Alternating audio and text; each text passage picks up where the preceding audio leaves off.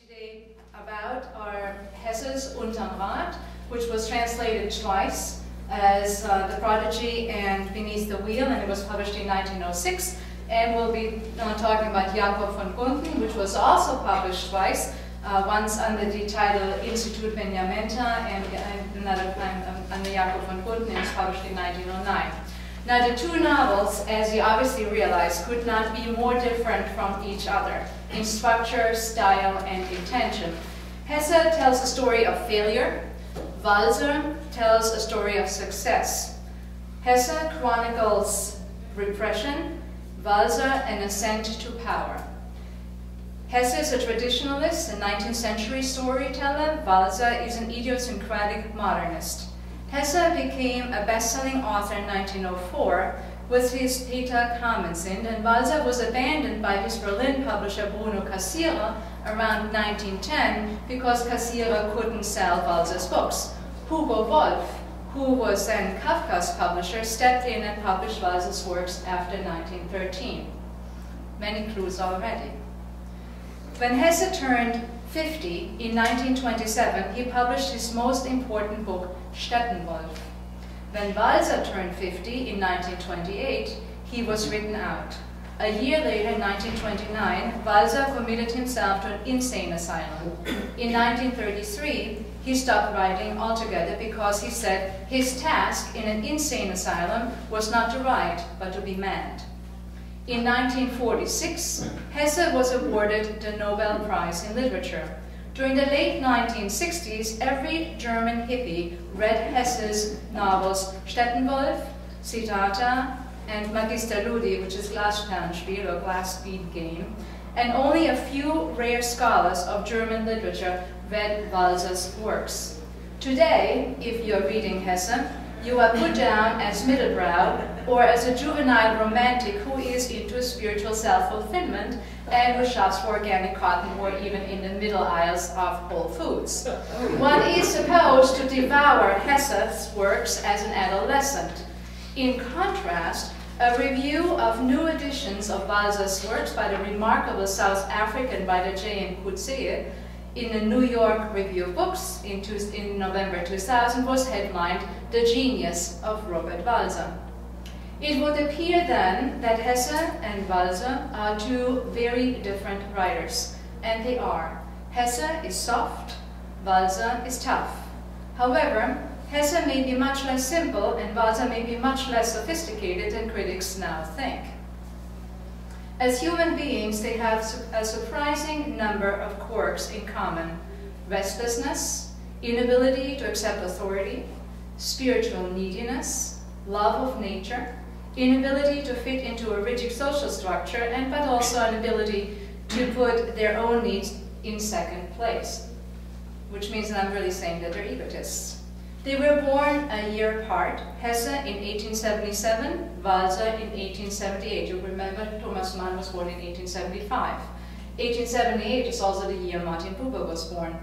Although both writers spent some professional time in cities, Munich, Berlin, Zurich, Bern, Basel, both were fundamentally, that is by temperament, rural people, committed to the lifestyle of the southeastern corner of Germany, where it moves and merges, transitions into Switzerland. Hirschhorn, you probably know that very well. And later they were committed to Switzerland itself. As adolescents and young men, both writers worked in subordinate jobs for a few years, jobs that did not impose social or professional responsibilities on either of them. Both had a hard time completing their schooling and apprenticeships. Hesse left school for good in 1893. Just a year earlier, he had abruptly left this monastic school that is described in Beneath the Wheel, a boarding school for which he had to work very hard to gain admission by doing the state exam, and obviously we read about this in Beneath the Wheel. This is fairly autobiographical. And following this escape from this particular school, a monastic type of boarding school, he tried to commit suicide and was subsequently allowed to attend a secular gymnasium. Hesse passed one of the preliminary exams and then left school for good at the age of 16.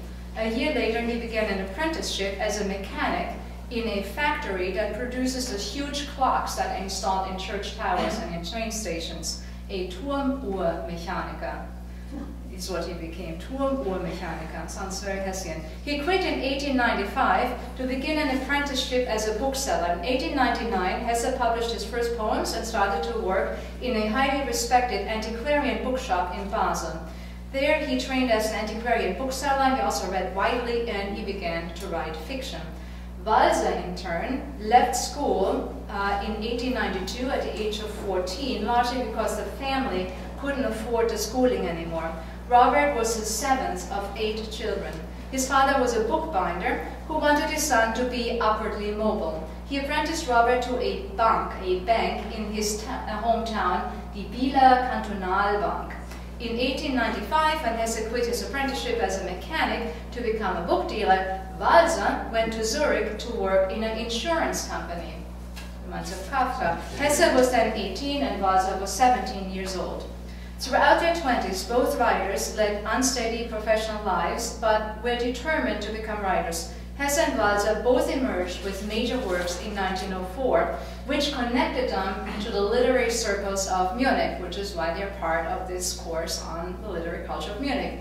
Hesse reviewed Thomas Mann's short story collection Tristan, which we read last time in 1903, and a year later Hesse and Mann were introduced to each other by their publisher Samuel Fischer. Hesse began to court in a sort of offhanded way Thomas Mann because he admired him, but at that time Mann remained reserved because Hesse seemed to lack artistic sophistication. In 1907, and I have to really read this in German, Mann remarked, Hermann Hesse, nun, ich bin kein Ästhet, aber das ist mir doch zu treuherzig. Okay, I know that you're not understanding German, but the treuherzig is not translatable. Hermann Hesse, well, you know, I'm not an aesthete, of course, completely wrong, but that is too treuherzig. Treuherzig, Philip, help me translate that. Loyal? No, it is a beta. It is a unsophisticated, lovely form of being. Treuherzig. Warm. It is warm, unsophisticated. You don't mean no evil, simple-minded, that kind of thing. So lacking the kind of doubleness that we just talked about when we were talking about Thomas Mann. Everything is double in Thomas Mann, and some of it is not very nice, so he can be very mean. So Hermann Hesse, nun ich bin kein Ästhet, aber das ist mir nun doch zu treuherzig. Okay, so that was Thomas Mann about Hesse in 1907. You will see how that totally reverses. Walser, in contrast, was adopted, strangely enough, by a group of witty bohemian critics around Franz Blei, who edited the literary journal Die Insel, which is also where some of Walser's work was published. But Walser spent only a few weeks in Munich. In 1905, Walser moved to Berlin, where his older brother Karl was a successful set designer and book illustrator, and he moved into circles around Max Reinhardt. So he was introduced to many of the avant-garde writers and artists in Berlin, also not only through his brother Karl, but also through his publisher Bruno Cassirer. All told, Walser spent 7 years in Berlin and wrote all of his major novels during this period: Geschwister Tanner, 1906, Der Gehülfe in 1908, and Jakob van Gunten in 1909. 3 of Walser's novels actually got lost, so we don't really know what his later work would have been like. In 1910, when Bruno Cassirer abandoned Walser because it became too expensive for him to support this very odd writer, Walser stopped writing and disappeared from the map for about 3 years. He probably lived then with his brother Karl, who got married in 1910. So Karl was actually a very normal kind of person compared to Walser. In 1913, Kurt Wolf took Walser on as a writer, and Walser returned to Switzerland, where he remained for the rest of his life. During the years 1905 to 1912, while Walser lived in Berlin and actually attended a school for servants for a period of time and worked as a butler for about 3 months in a castle in Upper Silesia, Hesse, during that exact period, lived at the very opposite end of Germany in a perfectly serene rural environment at Lake Constance. Hesse had married in 1904 Marie Bernouilly, a very successful independent photographer. And with the money Hesse had earned from his bestseller Peter Kamenzind, bought an old farmhouse without electricity and running water in the tiny village of Geienhofen, which I'm sure you've never heard of. There he produced his second novel, Unterm Rad, Beneath the Wheel, and began editing a left-wing literary magazine. His three sons were born in 1905, 1909, and 1911. In 1907, Hesse began building in the very same village, Geienhofen, a modern farmhouse according to organic reform movement principles, so a Whole Foods principle, and surrounded it with a working vegetable garden cultivated by his wife because he, Hesse, believed in self-sufficiency. In 1911, Hesse's marriage became quite strange. You can imagine a woman cultivating a vegetable garden and being with 3 children and actually being a very successful independent photographer herself. So it's not quite clear what came first, the strain in the marriage or Hesse's profound spiritual crisis. Anyway, Hesse decides in 1911, after his third son was born, to take a break, and together with a friend who was a painter, took off for a long trip to Sri Lanka, Singapore, and Indonesia, actually the island of Sumatra, to find spiritual fulfillment, leaving his wife to take care of their 3 young sons. In Southeast Asia, Hesse visited the places where his father and grandfather had worked as missionaries, but failed to connect in a meaningful way to Eastern religions. But at least he had a break. Hesse returned to Germany in 1912, sold the farmhouse, and moved his family to Bern, the capital of Switzerland. By 1912, then, both Hesse and Walser were living in Switzerland and remained there until the end of their lives in 1956 and 1962, respectively. When World War I broke out, Hesse, unlike Walser, was all aflame and reported to the German army as a volunteer. He was rejected from active service at the front because of his extreme myopia, and was given a job caring for prisoners of war. This experience, to Hesse's credit, turned him quickly into a complete pacifist, an attitude he would never again abandon. He spoke out against the war in the German press, and as a result was harassed by right-wing journalists and writers who declared that Hesse was a traitor to the German fatherland. Hesse decided to apply for Swiss citizenship. He was actually originally a Russian citizen because his father had worked in Poland and had later gotten Swiss citizenship, but because he wanted to be a state scholarship student to this very elite institution, he had to give up Swiss citizenship and became a German citizen. So now, in World War I, he now is applying again for Swiss citizenship. As a set of events in the year 1916 threw Hesse again into a profound crisis. His father died. His son, Martin, who was then age 5, came down with encephalitis, and his wife experienced the first symptoms of a rapidly evolving psychosis, so she had her first psychotic break in 1916. In addition, Hesse was deeply bothered by the failure of German intellectuals to band together to oppose the madness of World War I. He felt at a complete loss. In order to get a grip on his life, he had himself psychoanalyzed by a disciple of Carl Gustav Jung's, and that experience shaped the writing of his novel Demian, which was published in 1919. In the same year, 1919, Hesse moved his family to a beautiful house in Montagnola near Lugano, where he spent the rest of his life and where Thomas Mann found his first refuge after having to leave Germany in 1933. Just to sort of follow up now, I'm going to segue into Hesse and Thomas Mann. Hesse divorced his wife in 1922.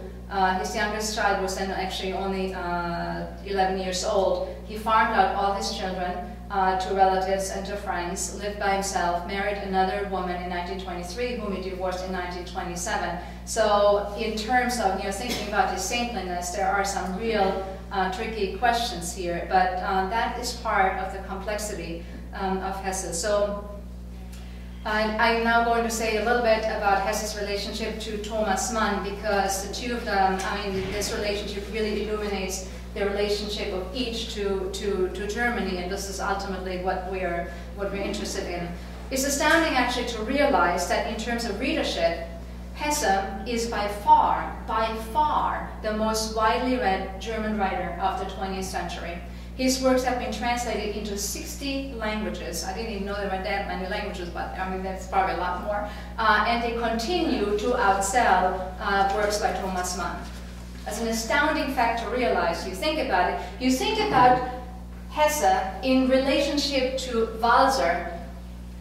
Your attention is focused on the craziness of these two people and how unadjusted to German life they are. And when you now switch and you think about Hesse in terms and looking at him from the perspective of Thomas Mann and from who we read now, or who people used to read, I guess, in Germany, one realizes that Hesse was actually extremely successful and was accepted as a major German writer. Perhaps more significant and more key to the German disposition of itself after the war than Thomas Mann. So it's a very important thing to realize, especially if you're coming from this very marginal perspective, thinking about Hesse in relationship to Walser. When Hesse first met Mann in 1904, Mann was famous and a celebrated author of Buddenbrooks and of a set of these Wagner-inspired short stories that we looked at last time.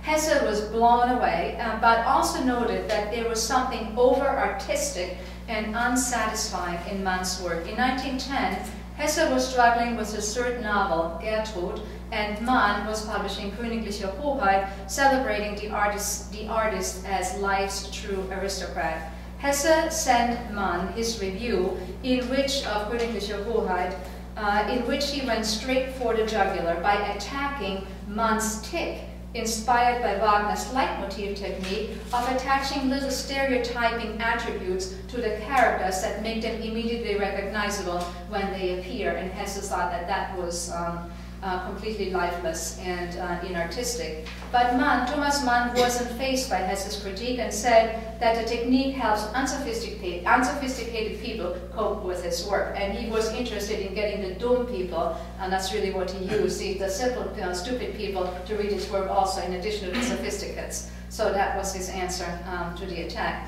During the years 1910 to 1919, Hesse and Mann are socially, culturally, and politically very far apart from one another. Mann works hard on becoming Germany's representative writer, while Hesse takes off for India. Mann considers World War I a necessary evil to defeat Russia. Hesse comes to oppose all wars. In 1919, Hesse published Demian, his breakthrough into world literature. It is the story of a very young man's initiation into evil, or less dramatically put, into the complexities of the world, including sexual complexities. The novel plays with some of the same structures that Hesse already put in place 13 years earlier in the novel Beneath the Wheel. In fact, if you read Unterm Rad, Beneath the Wheel, and Demian at the same time, it is hard not to see that it's really the same novel. It's just Demian is a little bit more sophisticated. Thomas Mann is shaken by Demian, which Hesse had published under the pseudonym Emil Sinclair, to signal his new beginning as a writer. Mann is reading Demian while he's working on Magic Mountain. He noted in his diary, I'm not just reading this in German, beendete nachmittags im Park Sinclairs Demian, der wie der Zauberberg in den Krieg mündet und auch sonst die merkwürdigsten Ähnlichkeiten aufweist. Mein Eindruck, doch trotz mancher Kritik, ist tief. So in the afternoon in the park, I finished Sinclair's Demian, which, like Magic Mountain, ends in the First World War, and in addition, there are really the strangest similarities between those two novels. My impression, even though I'm in some ways critical of the novel, is that this is very deep. When Mann learns in 1920 that Hesse wrote Demian, he is absolutely surprised, and it is only then that he begins to take Hesse seriously as a writer. Hesse, however, didn't care very much for Magic Mountain, which came out in 1924. He finds Hesse thin and dry, but concedes that he's a master of his craft. He says, den Kram hat wirklich drauf. Das is someone else reported him as saying that. Mann does not like Hesse's expressionist novels Klingst als letzter Sommer, and he's completely unmoved by Siddhartha. Nevertheless, the two exchange friendly letters, and Mann urges Hesse to join the Prussian Academy for the Arts, die Preußische Akademie der Künste, in 1926. Hesse finally gives in to Mann's begging. In 1927, Hesse publishes Steppenwolf, and Mann recognizes its greatness and compares it right away to Ulysses and to Henri Gide's Faux Monnayeur, counterfeiters.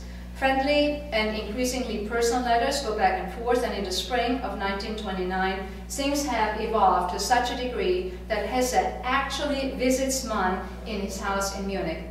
Mann enjoys the visit, but Hesse has a hard time because his pietistic petit bourgeois upbringing prevents him from enjoying the refinement and luxury with which Mann has surrounded himself. When Hesse returns home, he mercilessly ridicules Mann's mannerisms in conversations with his close friend Heinrich Wiegand.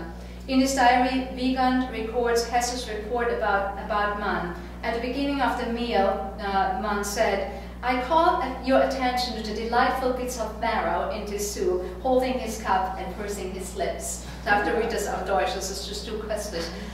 Zu Beginn des Essens habe er gesagt, ich mache Sie darauf aufmerksam, in dieser Suppe sind entzückende Klößchen.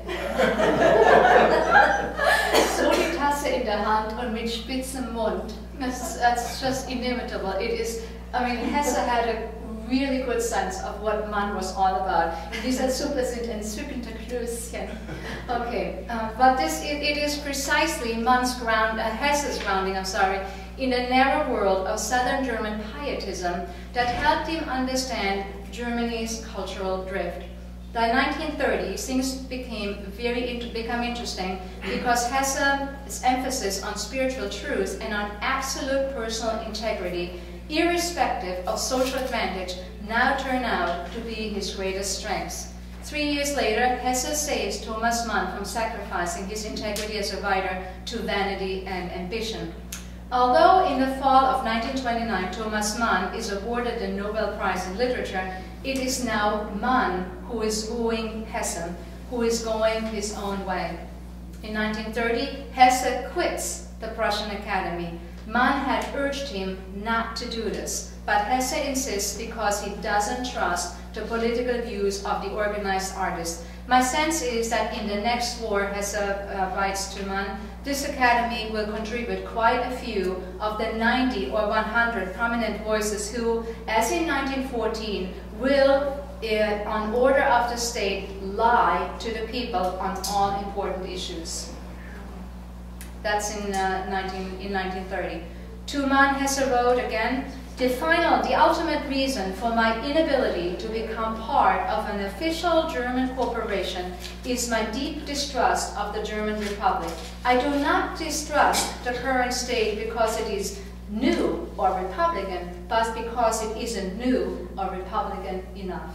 So in German, der letzte Grund meines Unvermögens der Einordnung in eine offizielle deutsche Kooperation ist mein tiefes Misstrauen gegen die Deutsche Republik. Ich bin nicht misstrauisch gegen den jetzigen Staat, weil er neu oder republikanisch ist, sondern weil er mir beides zu wenig ist. Okay. Although the Nationalsozialisten and National Socialists gained 15% in the elections to the Reichstag in 1930 and became the second strongest party after the Social Democrats, the Nazis had 107 seats, and the SPD, the Social Democrats, had 143 seats. You see, 1930, it's already going to be very close. Those were the two largest parties in Parliament and the Reichstag then. It took Mann, although Mann saw these elections, knew these elections, it took Mann another 3 years to understand German reality. Only on March 17, 1933, when Hitler had already been Chancellor for 7 weeks, did Mann quit his membership in the Prussian Academy. 2 weeks later, Mann arrived, almost broken, in Hesse's house in Montagnola.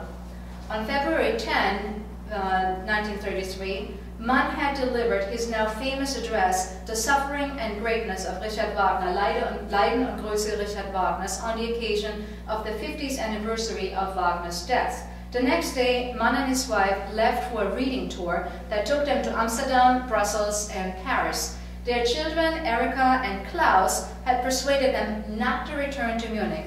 Mann went to Switzerland instead and spent time pretending to vacation in Arosa, and then went to Lugano and from there to Montagnola to see Hesse and to talk things over. Should or should he not return to Germany? It is interesting that of all the people whom he could have chosen to visit, Mann picked Hesse. The reasons Mann picked Hesse was that Mann already knew what the right answer was, but he wanted to hear it. He wanted to be persuaded of the necessity to make this decision. The immense difficulty that was facing Thomas Mann was not only that since the Nobel Prize in 1929, he had begun to think of himself as the German writer, the successor not just to Kleist and Fontane, but to Goethe, but also that he had invested all of his prize money, 200,000 Reichsmark, which was an enormous amount of money, in German property.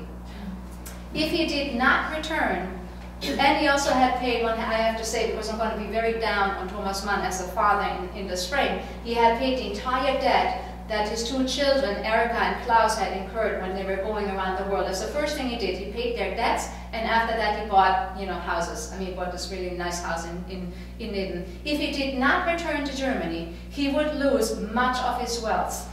He would be a nobody, a writer without a country. Das ist der Gemein mit den entzündenden Klößchen in der Suppe. He would be a writer without a country and a man without a fortune. Mann was deeply scared. Mann's identity was staked on both, on being a German writer and a man of independent means. None of this mattered to Hesse.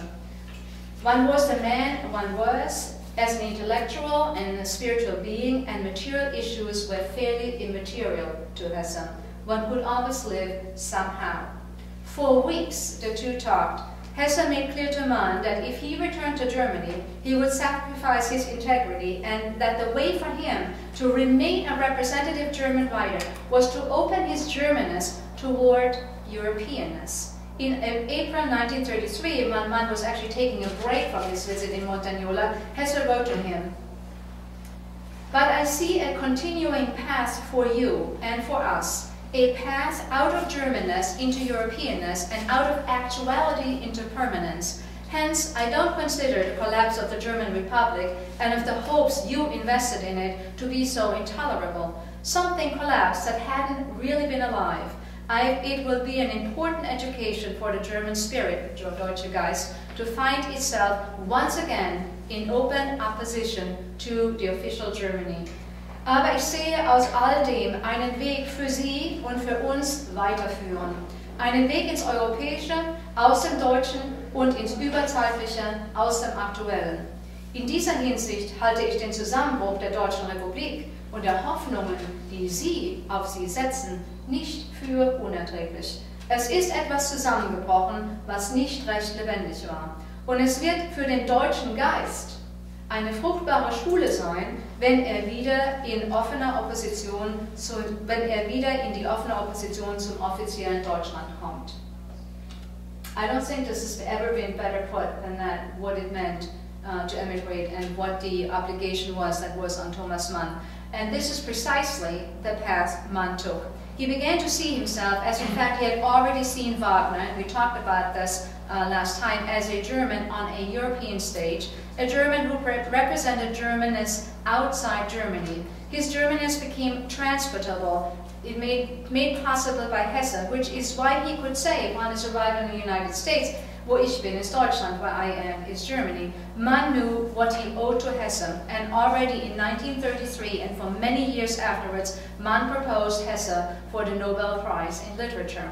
In 1936, Mann eventually took the step to engage in active and open opposition to Germany, and he is surprised to find that Hesse opts for a stringent, religious-based pacifism and neutrality, and hence a stance of complete public silence vis-à-vis Nazi Germany.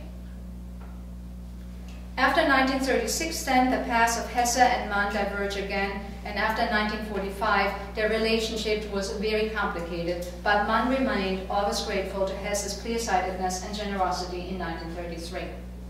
So that is my spiel. A double perspective on these two, on Hesse, seeing him on the one hand in relation to Walser, making him complicated, emphasizing his outsiderness, impossibility to adjust, impossibility within a social structure, and on the other hand, seeing him in relationship to Thomas Mann and seeing his extraordinary success and his significance, symbolic significance for Germans. Catherine, you need to speak up very loud because I'm half deaf. Okay. If Hesse was a pacifist and did not take a stand against the Nazis during the war, how did he get the Nobel Prize in 1946? That is a very good question. Okay, question to you. Why is that? 1946. It's right after. So who would you give it to? We were the Americans, and the Americans were very interested in building up Germany again and making it look good, right? So if you are giving the Nobel Prize to a German writer who is a safe writer, then you are signaling to the Germans, because Mann had already gotten the prize in 1929, so he couldn't get it anymore, okay? So you're giving it to the second most popular writer who is safe because he had already quit in 1930, whose work is representative, who connects Germany and Asia, who is sort of religious but not too religious, who understands. If you are looking at the first page, and this is a very nice segue, so we're going to do Walser second, if that's okay with you. Let's rush through.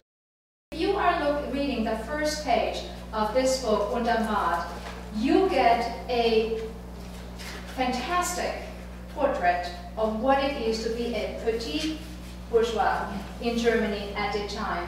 You can think of Heinrich Mann's works, Der Untertan, where you have the servant mentality. We will talk about what it is to be a servant when we talk about Walser, but that is a different kind of being a servant. This is real servitude. These are the people, this Josef Liebenrath, Herr Josef Liebenrath, Zwischenhändler und Agent, zeichnete sich durch keinerlei Vorzüge oder Eigenheiten vor seinen Mitbürgern aus. I think I have to read this in English, okay? Because it's also Deutsch. Was anybody give it something? Because, I mean, how many of you actually understand if I just read German? Yeah, and the other way around, just English better? Okay, fly for you and for everybody else. Okay, so if you're looking at this, and this is what is Nobel Prize worthy, apart from Demian being really a great book and all of that, the language not so great. Actually, when you think about it, Christian Morgenstern, die Galgenlieder, Tout le monde, mon ami, lieben Freund auf den Knien, the gallows songs, Christian Morgenstern, probably you know, Kauf, Panström, these poems. Christian Morgenstern was editor at Bruno Casillas, and he could compare Hesse and Walser. When Geschwister Tanner appeared in 1906, he compared it to Peter Clementsend and said, Hesse is good, but Walser is better. He is a more significant writer. So, but why wasn't the Nobel Prize given to Walser? Because Walser was living in Switzerland. Why was it given to Hesse? Because there was a greater connection to Germany, even though Hesse at the same time lived for the same amount of years and was a Swiss citizen, but it was still recognized as a German prize. Because Hesse had voted with his feet. And that's why it wasn't given to Gottfried Benn, for example. Would have been done, right? Okay, so Herr Josef Liebenrath und jobber and middleman possessed no laudable or peculiar traits distinguishing him from his fellow townsmen. Like the majority, he was endowed with a sturdy and healthy body, a knack for business, and an unabashed, heartfelt veneration of money, not to mention a small house and garden, a family plot in the cemetery, a more or less enlightened if threadbare attachment to the church, and appropriate respect for God and the authorities, and blind submission to the inflexible laws of bourgeois respectability. Here you've got it. I mean, yes, you could say that this is cliche, but to write this in 1904 or 1906, when it came out, that was good. If you write this in 1920, it's no longer good, but to write it in 1906, and so it goes, it's actually it's fabulous. Something remotely related to this. Remotely related. The awards after the war by the Swedish are often questioned. One of the most famous ones is between Otto Hahn, and we're talking about nuclear physics, Otto Hahn got the prize, but Lisa Meitner, who was the Jewish woman who worked with her and escaped, she didn't get it. And they went on for 10 years after the war to argue how that could have been. But it had something to do with the internal politics in Sweden. Hey, Hirschman, if you're signing us on the Nobel Prizes, we will go to next week. So we will not discuss that. Yes, we understand that these, that's right, we understand that these are highly political awards, which is why I was saying we need to look at it in that way. And this was a boost to Germany because it was opportune at the time to boost Germany. And it was not such a misplaced prize. And Thomas Mann made himself very strong for Hesse getting that prize. It was very important to him because he felt he had morally been saved by Hesse, which is not something that is generally known. Okay, can we talk? I want to talk about Walser, but I want to get this Hesse book out of the way. Okay, what did you make of? What did you make of it? You, of course, were thinking about Turles. You can think of Turles. Moses Turles comes to mind. Rilke, Malte Lauritz Frigge comes to mind to some degree, and not quite as much. Hugo von Hofmannsthal comes to mind. There's a number of writers who come to mind stylistically, but not really. This is a very deeply 19th century book. Okay, what's the structure? What did you make of it? What appealed to you, if anything? Because it's not that easy to sort of read Hesse and feel that it's not old-fashioned, and yes, we've already been there. So when you jump in, I didn't find it convincing. Didn't find it convincing? In what way? The thing that struck me most about this book was how tolerant and patient his teachers were. I thought, you know, you compare some of the English or, you know, some of the books you mentioned. Sure, about think of Orwell, you know, yes. and his time. Well, actually, I thought Orwell and this. For sure. But you know, I finished this book and I thought, well, that's nice, and I had no desire at all to go back and reread it, whereas Jakob van Gunten, you finish it and you start right over again. That's absolutely true. What is this book getting at? Okay. And I didn't find these people wholly rounded, fully human. It didn't ring true to me. Not able to. Okay. I didn't feel that it didn't ring true to me because, I mean, you know, as part of that landscape, I felt it was very deeply representative of a particular kind of mindset in southwestern Germany. I don't know if you can, if Sie das nachvollziehen können, but the contentedness, the self-satisfaction, the emphasis on respectability, not too religious, but a little bit religious, not sort of rocking the boat, wanting to advance, going to the Staatsexamen. If you're thinking about the early Schiller, it's a very similar kind of upbringing, even though Schiller is 150 years earlier. And I know. Yeah, in that sense, in this cultural sense, it rang very true to me. Spooky kind of way, right? Yeah. It touches you that this is this incredible narrowness, and I had a different reaction to this book. I thought it was an easy read. Yeah, right? sure. I was nothing with the Gunten because it was kind of more enigmatic. It was probably. But to go through the Hesse was just a breeze. It's a breeze. Okay. But when I say they weren't fully realized, I don't mean, you know, the mise en scene. I don't know about southern Germany. All that seemed extremely accurate to me. But the notion of him changing this tremendous change in his life, that didn't seem good to me. And that's nice that you say that, because what sort of stands in the way of this book a little bit is its extreme constructiveness. It's almost like, it is almost constructed like Tolstoy's Death of Ivan Ilyich is constructed. There is the book owes actually most to Hebel. If you remember the Bergwerke von Falun, which is a story about the guy who gets lost in the mines and then his retreat. Okay, we were talking a little bit about the structure. This is actually patterned on that structure. So you see that it has 7. I'm just going to do this very quickly. It has 7 large chapters. You get your first chapter. It's all about his preparation of going to the exam, the Landes and if you have 7, you always have to know. You don't even have to think. you know that in the middle, something's gonna have to happen. So if you have a reversal, it's gotta be here. You can go on absolute autopilot, and sure enough. Okay, so you have your preparation for the exam, then he does the exam, then he has the summer vacation, which is where he goes fishing, and then he goes up to Malbronn. This is this monastery, I'm just calling it Malbronn because Hermann Hesse actually went to that school. And he spends, and we have his friendship, and this is important, because if you think about the similarities between Walser's institutional novel, or looking at his schooling, you see that Walser also has a sidekick, or actually Jakob has a sidekick, Kraus.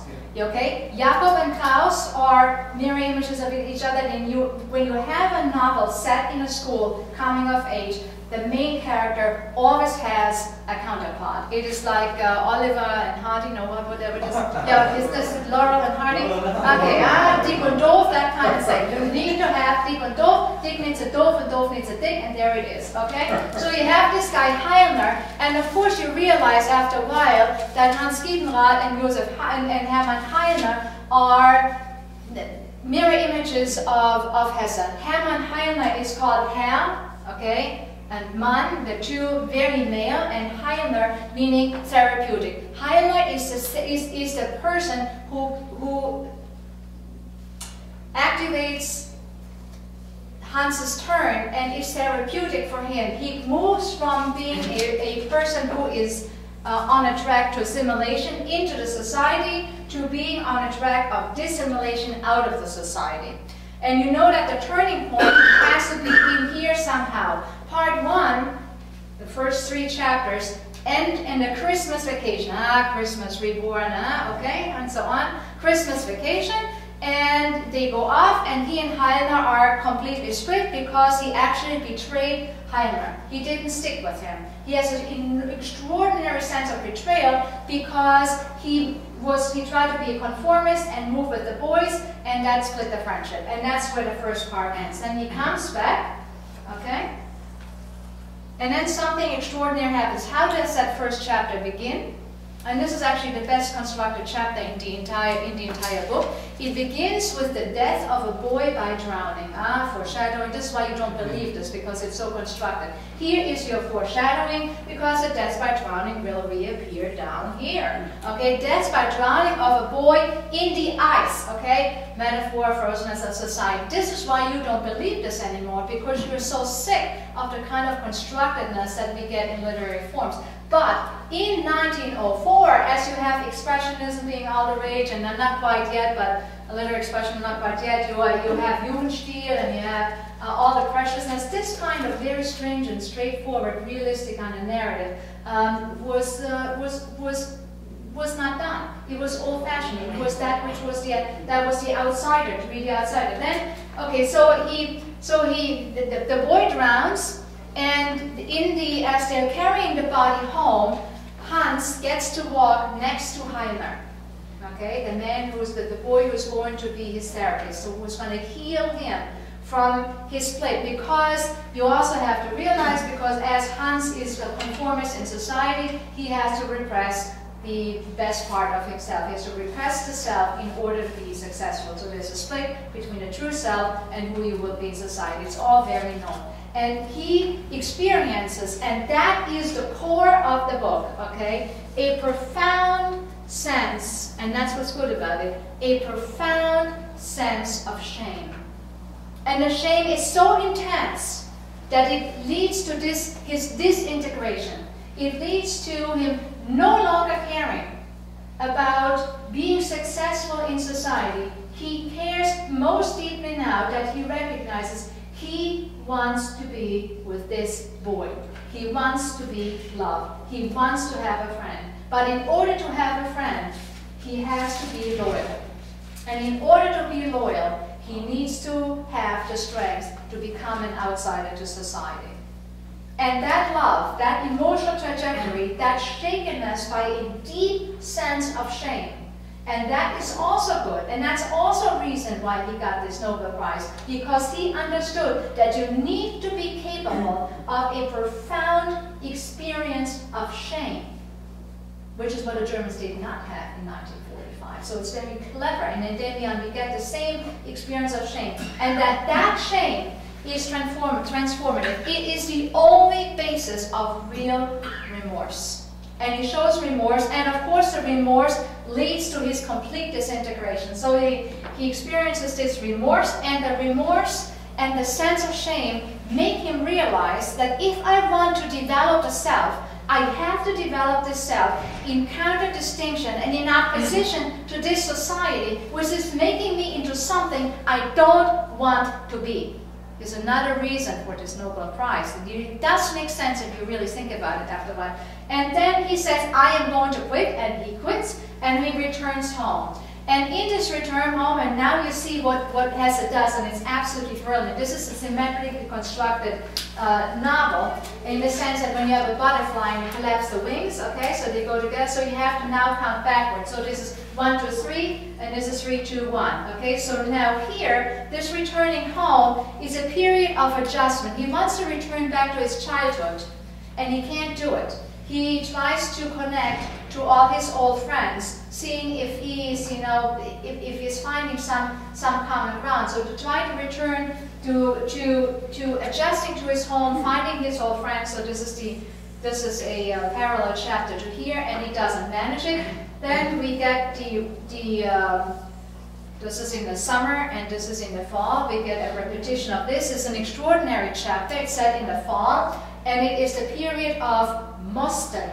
Okay, so this area in southeastern Germany has a lot of fruit trees, plums, pears, apples, and there is so much stuff that you have to make some of this into cider. I just want to call it into like hard cider. What they're doing is they're producing apple cider, hard apple cider, but also plum. I don't know if that's plum cider, but plum juice and pears, and all of this gets into Mosten. And it is if you've ever seen it, it's an extraordinary sensual process, because everybody gets very gross, and the women bend over, and it's very physical. And he discovers this girl. So the idea of the fall, of course, fall, with the halves, everything is sexual. He's doing the Mosten, the pears, and he discovered this girl. So he discovers sexuality, which is the parallel of his innocent indulgence in nature when he was doing the fish. Yes, you can think of Christ right there. That's completely okay,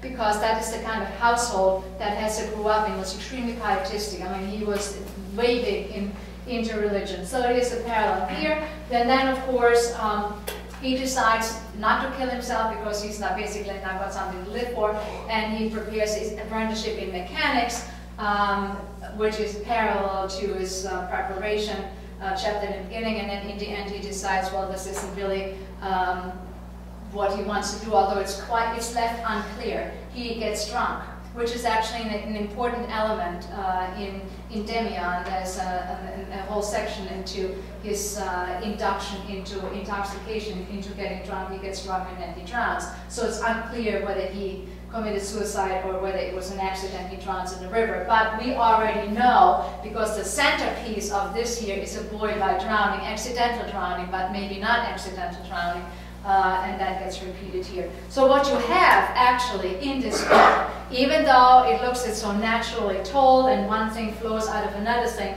is really a work of art. It is extremely constructed, and for a second novel, it is extremely well done.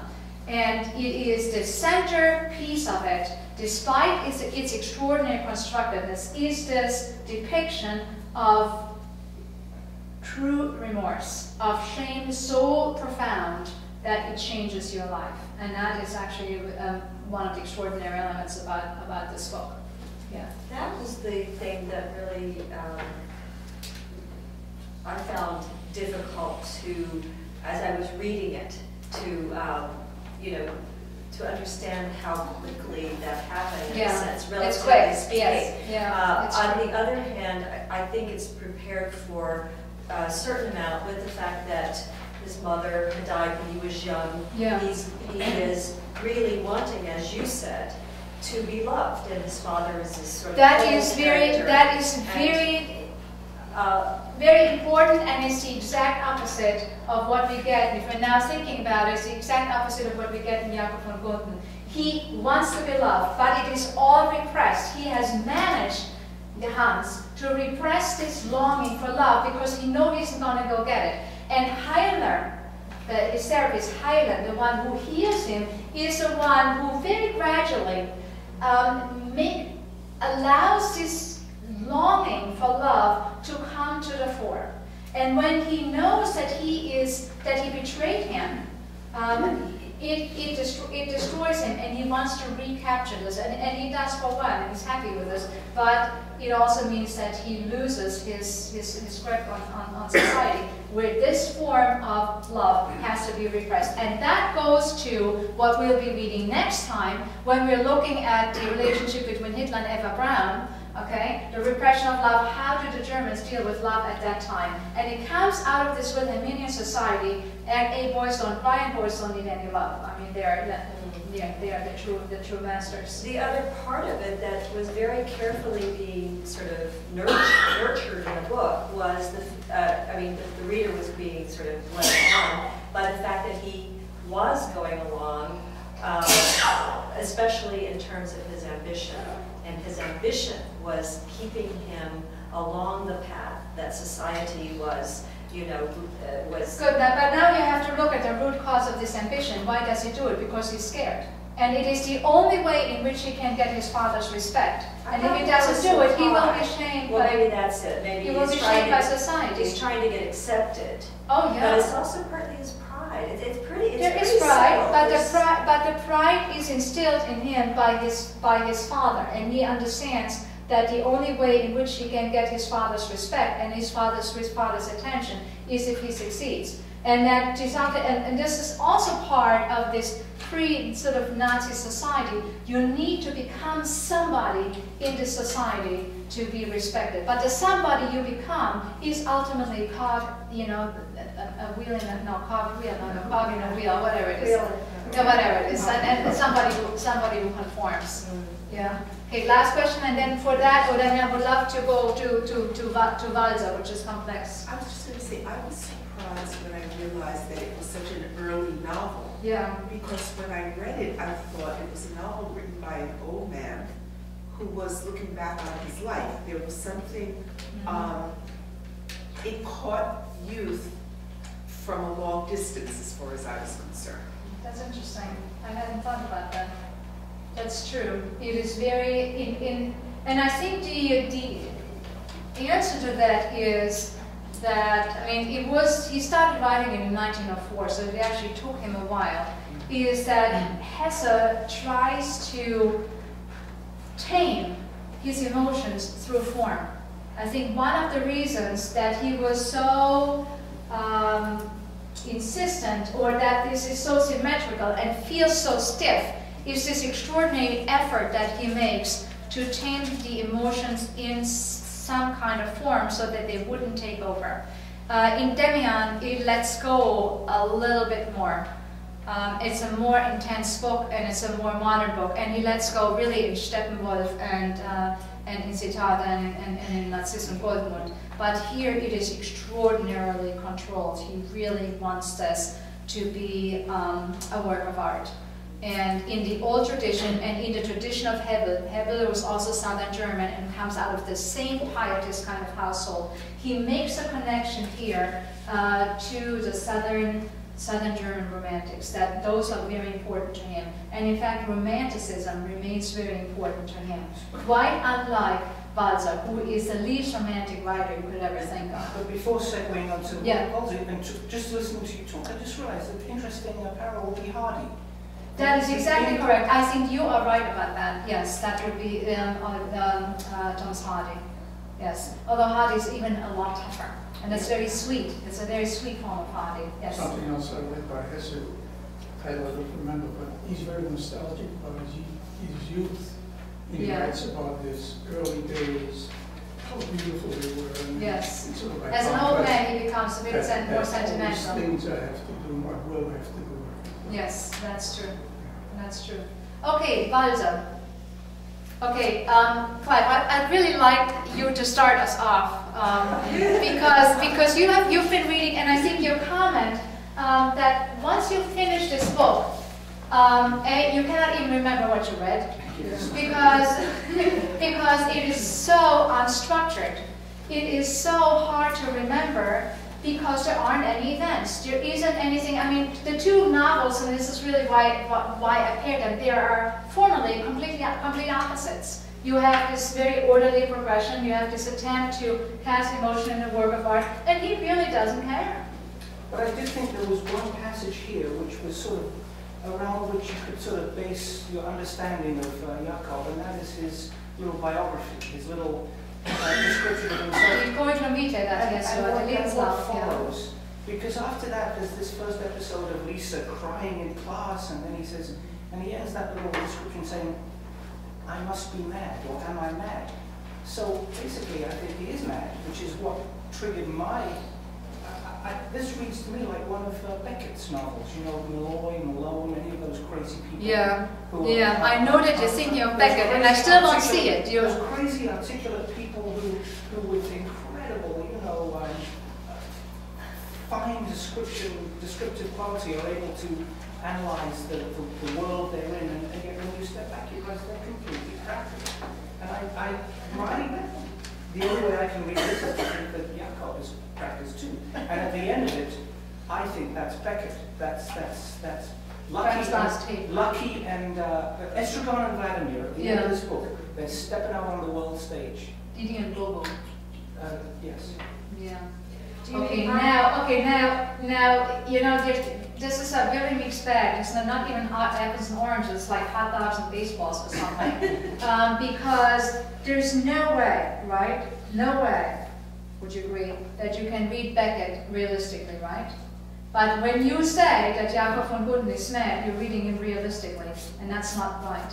You've got to decide, okay? Are you reading this as a work of art? Is this a jeu d'esprit, a game? Is this just a metaphor? Or are you reading this realistically? Yes, when you're reading it realistically, sure, this guy is mad, it's crazy. This is Fauna certified crazy. But we are now in Berlin. We are where Expressionism is going to happen, it's just about to explode, where the world is fractured, where everything is hip, and this man is there, and he writes these novels. Which is not to say that Berlin explains anything, but there are some passages in this book when he goes through the city that are absolutely like Malte Lauritz-Briggen. Do you remember we read this, and we read his Flanieren through Paris, I guess it was, and his observations. You remember we discussed when he stands before the house and the house is disintegrating, and his almost atomized description of it, and the carefulness of looking, and you have similar scenes of looking at the city and appreciating the city that are extraordinary. Now, one reason why, an indicator that you cannot read this biographically or autobiographically is, at some point he says, you know, I really don't need nature. Even as a child, I realized I don't need nature, I really need the city. Now I see why I need the city. Walser himself was completely the opposite. He was connected to nature. Nature was important to him. He took these long walks, and in fact he died on one of those walks, frozen to death, which is sort of why it reminded me of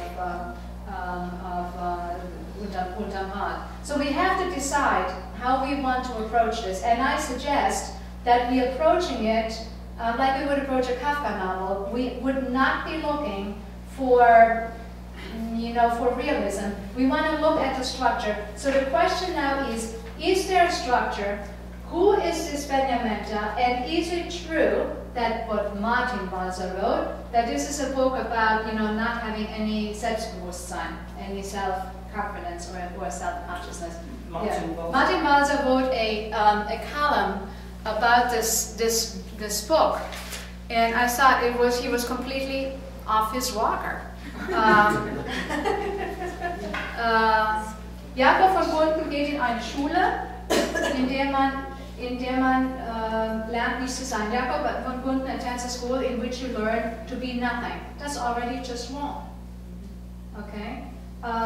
wie kann man ohne Selbstbewusstsein auskommen? How can you live without Selbstbewusstsein, without self-confidence? Das wird hier gelehrt und gelernt. This is what is being learned there and is being taught there. Wer immer genug Selbstbewusstsein hat oder sogar mehr als er braucht, der muss dieses Buch nicht lesen. Whoever has more self-confidence than he may need does not have to read this book. And so it goes. So that this is about a book about sort of like a Kafkaesque kind of figure, which is of course complete misreading of Kafka also, of lacking self-esteem, self-confidence, and being a servant because you are nothing, you're being taught to be nothing. I think the book is exactly about the opposite. This is a book about power, and the only power worth having. I don't know, maybe not. I struggled with this. You do what? I struggled with it. You struggled with it, I don't think I looked at it structurally, but I started to ask myself the question about who are these people? Who are these people? It's exactly what you need to ask. So Yeah. who's an old bearded guy that one minute loves you and the next minute hates you, who's sort of puttering around this old school that's going to collapse? So I figured, well, all right, maybe that's the Old Testament God or something. Oh, isn't that clever?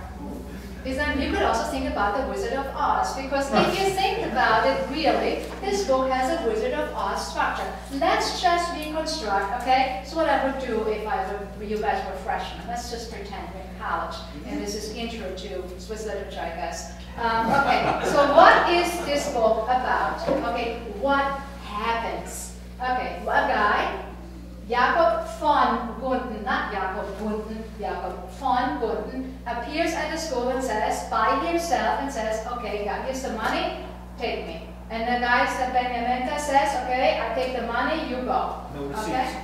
No receipts.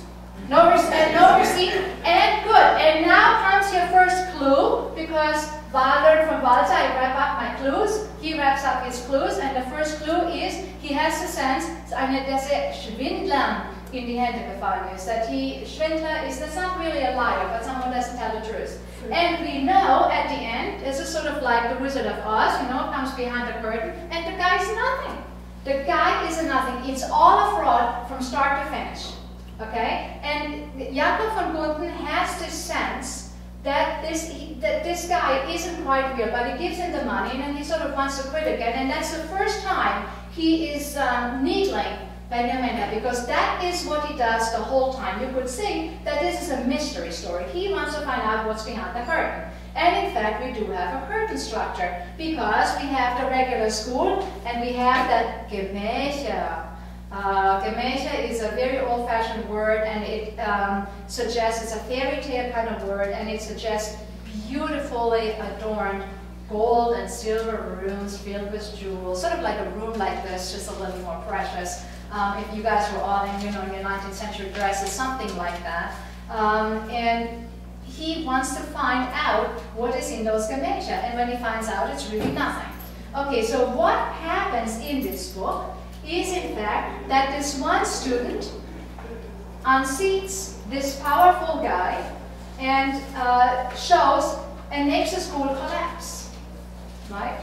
The school is wonderful, and it's working, and it has students, and it's popular, and it has a reputation, and Jakob comes there, and through his behavior, we have to describe what this behavior is, he brings Benjamin to confess to him and to ask Jacob to love him.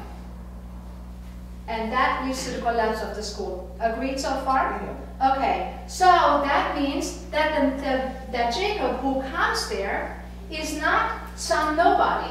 He is not begging. This is an extraordinarily strong character who is going to the school because, no reason really. But once he's there, he's going to have some fun with this guy. Okay, now let's think psychologically. Now we're going to go start the second track now, okay? What does Jacob say why he's going to this school? We need that now in order to figure out what the psychology here is. What does Jacob say? I'm not saying why does Jacob go to the school. What does Jacob say why he's going to the school? Why is he going to the school? Is this clear in English? No. Yeah. Okay, was sagt Jakob, warum er in diese Schule geht? doesn't say he wants to be hired by somebody. He wants to, my heaven will be to be retained by somebody and work well, and my hell will be the opposite. He wants to be zero. Yeah, he wants to be zero, that's good. He had to leave home. He already feels like he's a zero, isn't he? He's a rounded zero. Okay, yeah, that's what he says. Okay, you have your text. There's tons of quotes. You can basically prove anything without these quotes, because one of the hallmarks of this book is completely self-contradictory. So whatever you want to quote, and that's why it's so irrational. Okay, because he just throws out stuff that he now wants to say. That's not necessarily true. It just is. In fact, one of the influences, I'm just going to say that now, even though we still have to figure out why Jakob wants to go there, and this is really the core of that. One of the influences, I think, on this book is Henri Bergson. Ever heard of this man? Okay, so he is this guy who has this new concept of time, and he was extremely, Bergson, 1859 to, I guess, 1941, was very, very popular at the time. Flow what? The flow of time. Flow of time. Okay, what this concept of time is basically that of Freud, only is more philosophical. He says the past is never past. The past is in fact that which reaches into the future via the present. But you are only going to realize that if you need to avoid habitually repeated action, because that precludes the possibility of your having any sense of what's going on. What you need to do, if you want to understand or you want to touch the core of life, is you need to sit back and you need to let things happen. And what happens then is that your past emerges out of wherever it is, and leads you into the future, determines your future, shows you what your possibilities are. That means the past is never the past, okay? But the past determines, is clear. Freud very much says the same thing. And you need to have art because only art activates in you the unused potentials that you have. But the main important thing is that you need to sit back, and your past will take over in a way and make you act in the future. It makes no sense at all, right? But if you think about it, it didn't really make any sense to me either. But he then says that there are other forms of knowing, and there is a form of analytical knowing, but that isn't going to get you to the core of understanding life. You need to have intuition.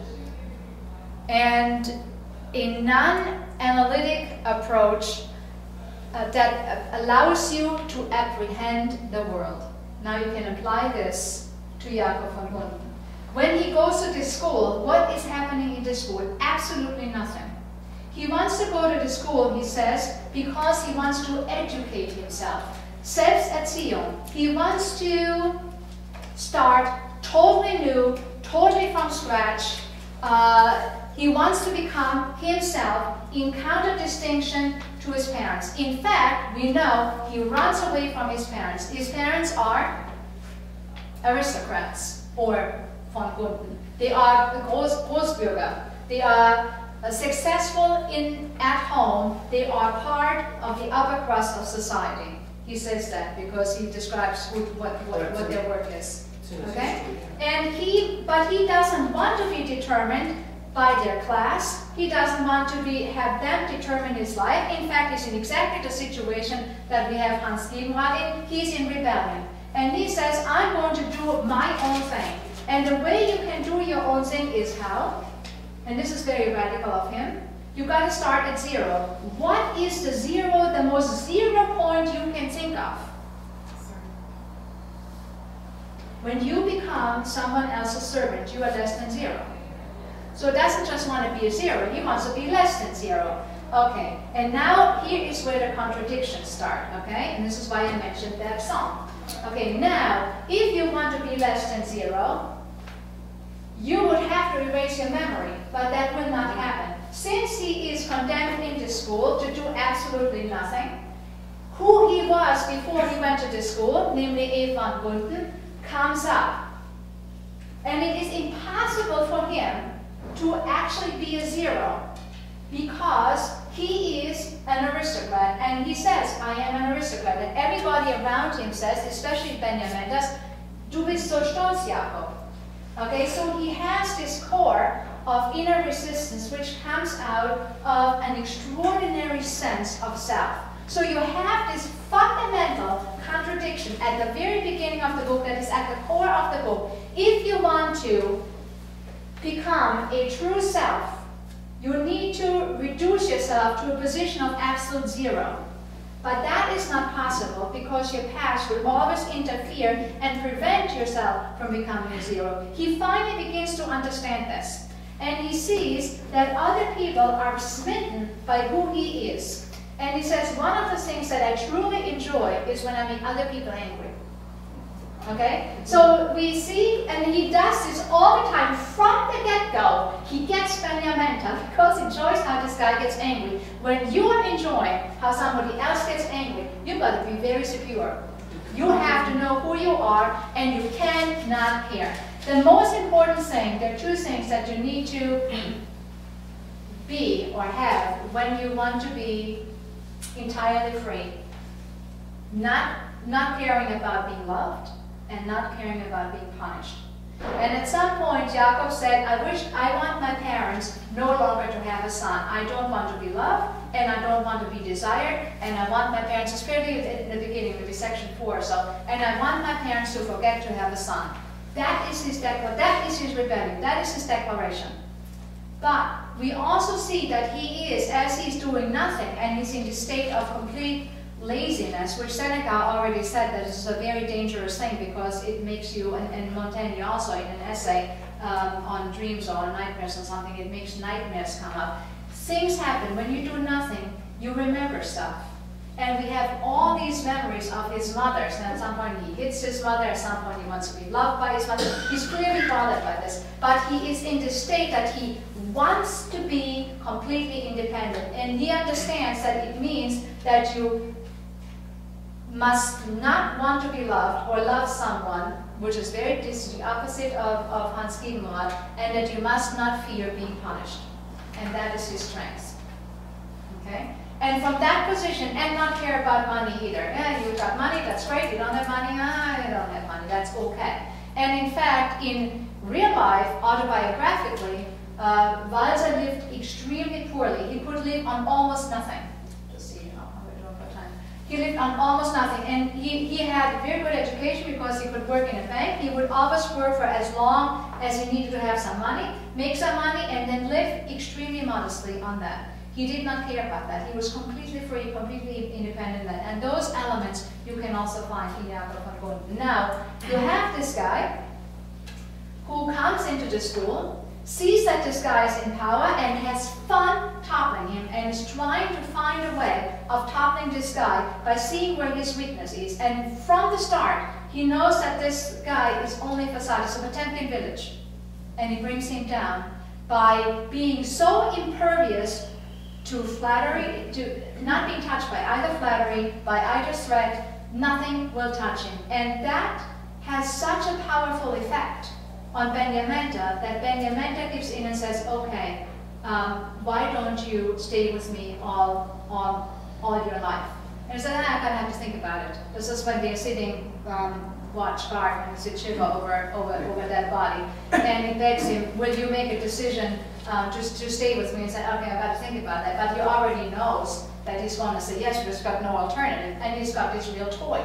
Okay? And when the two walk off into the distance, into the desert, this could be anywhere. The desert here is a metaphor. When they walk off into the distance, you know, even though he is going to be Benjamin the servant, he's not the servant. He's using Benjamin as his entertainment. The poor thing doesn't, and Benjamin doesn't even know what he's going to be in for. So it's not Vladimir and Estragon, it's Lucky and Pozzo. Lucky and Pozzo, and that brings us to the master-servant relationship. And if you look in literature, you will always see that it's always the servants who control the masters. It is never the master who controls the servant. That is one strand in literature. That's clever, although There is a book by Abramovich, I'm just going to say this, called A Parasite, okay? This is about a small guy who's he's a nothing, he's a total nothing, and he figures out how am I going to go advance in the world. He doesn't want to become a master, he wants to become a servant. He wants to be the one who controls access to the master. Once you control access to the master, you can manipulate who goes to see him and who the master sees, because it's a two-way street. And that's who he wants to become. He's a very clever. Like Jeeves and Bertie, we know who the right so one is. Exactly, or like in Abramovich, the Parasite, or actually in any of those Russian novels. It's the servants who control, and it's not just this. The servants know all the secrets. If you think about Russian novels, okay, it is always the Verwalter, the arendar, what's a Verwalter in English? The person who runs the estate. It's not the aristocrat who knows what's going on. It's the guy who runs the estate who knows what's going on, who controls the receipt. That's who he wants to become. Overseer? Yeah, overseer, yeah. Whatever it is, the Verwalter, I don't know what that is. The administrator of that. The guy who runs it. The guy who runs the estate, like aristocrats are often in Paris. And he's the guy who also lines his pockets. Right. So it is a true ascent to power, and it's all pretense. Oh gosh, I'm going to be like a servant. This is not about servitude. This is about becoming not an exploiter, but the guy who runs the show. This is about techniques of power. As realistically, that's a realistic reading. No, it's a psychological reading. There are boys. There is a Mr. and Mrs. Benvenuto. You know, and this guy is telling the story. And he's got a real background. I read it as sort of like the discontinuous, contradictory jottings of someone who's not. I'm not reading it realistically. I'm reading it in terms of power structure. I'm actually reading it in a very abstract way. You could, Machiavelli's the Prince works along the exact same lines. It is, but if you think about, if you pretend that you are zero and you think and you make everybody else think you're zero. You gain access to their minds because they start controlling themselves, and that's what you want. That's what you want. So it's a very clever psychological observation about the dynamics of power. So I'm just curious then, within the what you're saying, his relationship with Krauss. Yes. Is he comments on that all the time, and he sort of elevates Krauss because Krauss is truly a nobody. Yes. Because Krauss, and that's interesting, because Krauss is who he thinks he would like to be. Because Krauss is the material manifestation of he would like to be. He's never going to be an exploiter like this because he's too intellectual for that and he's too crafty for that. But Krauss is going to be the real servant to his master, running the master's show. And what you have is also a class difference. It's very clear that Krauss is a proletarian and van Gunten is not. And in fact, you could also think that structures of Nietzsche are integrated into here. I mean, ultimately, this is a very clever novel. And to think that this is about like a Kafkaesque hero who is downtrodden, it's exactly the opposite. Kafka loved this book. There is I just came across, just maybe 5 minutes before I left, I came across an article that's about something completely different. But it ended with a quote by Max Brod. It's in this one. About Kafka. And Kafka was reading this. Okay, so it is. So this is Max Brod. I'm just kind of, unfortunately, this is auf Deutsch. Dazu dieses Zeugnis. Manchmal kam das ist Kafka. Manchmal kam unerwartet in meine Wohnung gestürzt. Sometimes Kafka came running unexpectedly into my apartment, only because he had found something new and completely magnificent. And this is how it happens with Walser's diary novel, Jakob van Gunten, and also with another smaller piece of Walser's, a small Prosastück, another small piece of prose by Walser, whom he loved ungemein, whom he truly loved, whom he loved a lot, den ungemein liebte. So ging es mit Walsers Tagebuch, Jakob van Gunten, und so mit kleinen Prosastücken Walsers, den ungemein liebte. Ich erinnere mich, wie Walsers Skizze mit ungeheurer Lustigkeit, entzückt, ja geradezu saftig vortrug. Ich war allein mit ihm, aber las wie vor einem Publikum von Hunderten. Das erzählt Max Brod von Kafka.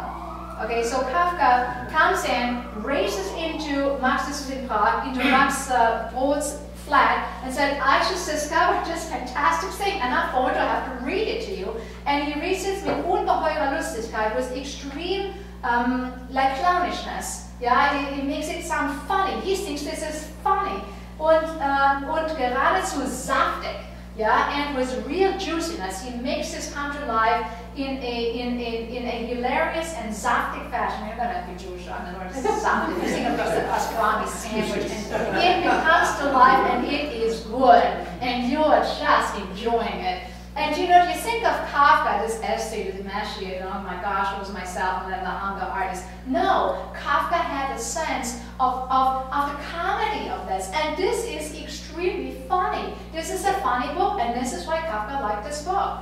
And although I was alone with him, he was reading this to me as if he was reading it to an audience of hundreds. And this is what Max Gold writes about Kafka's relation to this. Is this about Jakob van Gunten? This is about Jakob van Gunten, and also about the other prose sketches that were coming out at the time. So this is actually pretty extraordinary, and you can see just why this book would be so influential. I mean, a few years later, Kafka's writing Der Prozess, and as you know, and he's writing Metamorphosis. And as you know, I think Kafka is a hilarious writer. We've discussed this many times. I think it's very funny to have this notion that you wake up one morning, you just want to do a beat and you're trying to pretend it's not happening. I mean, it is wicked funny. And then you know, when Kafka was reading this in 1915, he fell off the chair laughing, and nobody could understand what he was laughing about. But that is the kind of abstract wit that we're dealing with here, and Walser very much shared this kind of abstractness. These guys are thinking in psychic structures. It's not realistic, but they can see beyond human beings how people function with each other and how they relate to each other. That is what interested Walser. I do think, you know, Kafka and Walser, they both have this maddening sense that there's a parable here. There's some there's a metaphor for something, but what? But what is it? Exactly. And they will drive you nuts because you want to make it mean something. Yeah. But they're just having fun with you. You know? And that's the way it is. Okay. I want to let you go. It was great fun.